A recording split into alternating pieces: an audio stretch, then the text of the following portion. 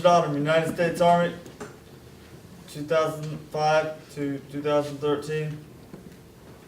Water purification specialist. Nowadays I mentor kids and volunteer my time and do traumatic brain injury awareness and support the Wounded Warrior program.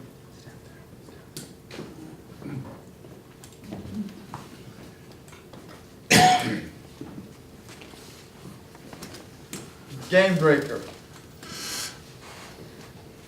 You know, sticks and stones may break my bones, but I'm here to get these benefits.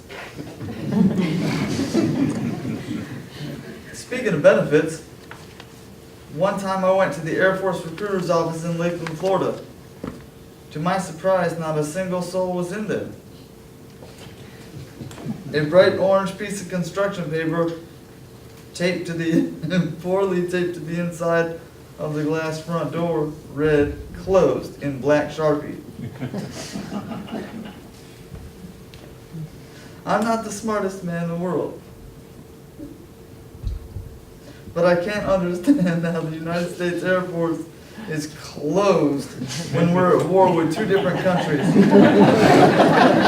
Iraq, Afghanistan, and we still don't know what's jumping off in Syria. I had one option, and that was going back to Paisano's Pizza and Grinders.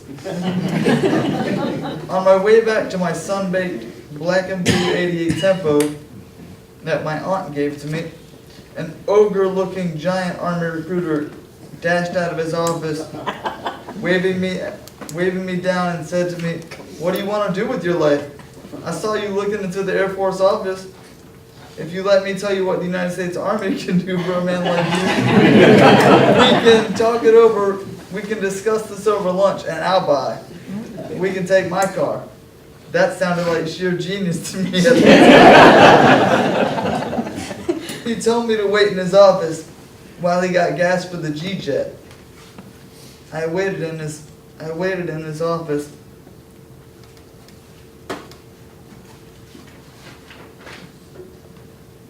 In front of his oversized desk, I noticed how clean his office was. I was puzzled how a rough, tough soldier could have such a well-organized desk job. My curiosity grew as I waited for him to return with a full tank.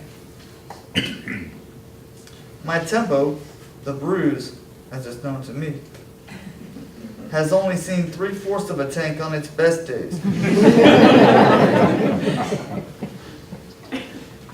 When we got in the car, he asked me where I wanted to go.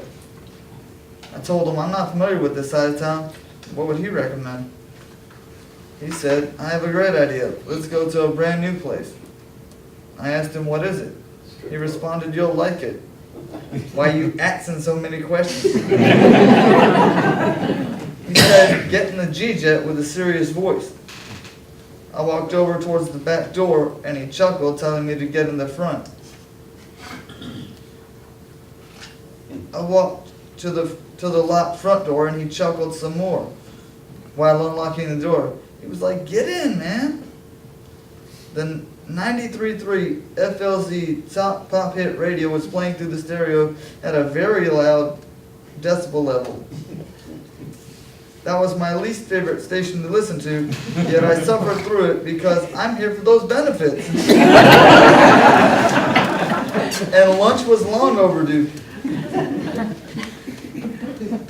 We pulled up to the unpaved parking lot of a freshly built Zaxby's.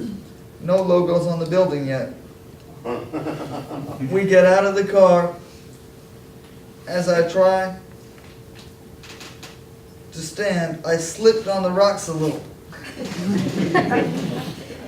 I tried to make sure he didn't look. I tried to make sure I didn't look weak on my first soldierly encounter. I looked at the recruiter to see if he noticed, and of course he did. I wasn't sure how serious the almost falling in a parking lot was going to affect the recruiter choosing my course of training and job qualifications. We go into Zaxby's, and my mind was blown. I didn't have a clue what I wanted to order. I was stunned at the new glow of everything. It was a brand new Zaxby's. I haven't been inside a brand new anything. So being a brand new Zaxby's was like entering a mansion that serves chicken. I've only eaten at single wide, county renowned kitchens and Dad's skillet at home. I didn't want to look like a punk, but I ordered a kid's meal.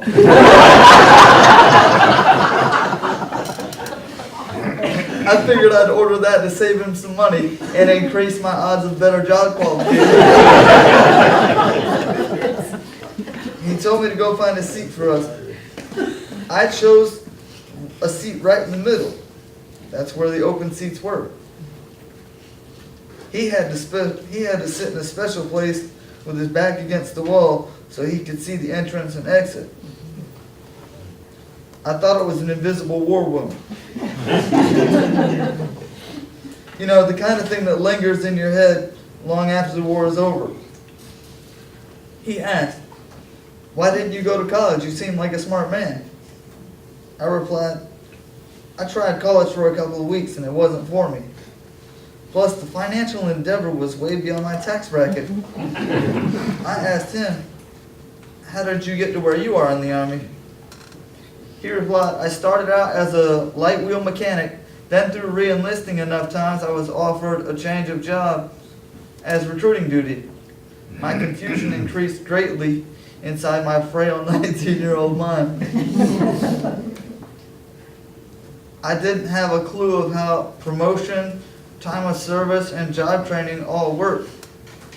He looked at me, but not as a friend, but with the same look Alonzo had at Officer Hoyt in the movie Training Day. He asked me, "Why you asking so many questions?" I hadn't said anything up until that point, and I thought it through silently and replied, "Because this is all very new to me," as I waved my hand as if I was selling something on the Home Shopping Network. He could tell I was trying to joke. He attempted to laugh, but I could tell smiling was not his forte. I noticed he had recently got Army dental work done and was still feeling the after effects. I also realized laughing wasn't easy as it was before for him. Those thoughts made me reevaluate where I may be going and what I may have to go through in the military if I keep agreeing with this man. Then the Wu-Tang Clan song Cream came into my head.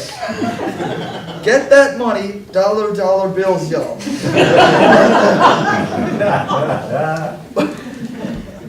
For real. Once we finished eating, we went back to his office and completed my extremely long packet. Long story short, I finally got those benefits. You see these shoes? Fresh out the VA. And they're the most comfortable shoes I have in my possession.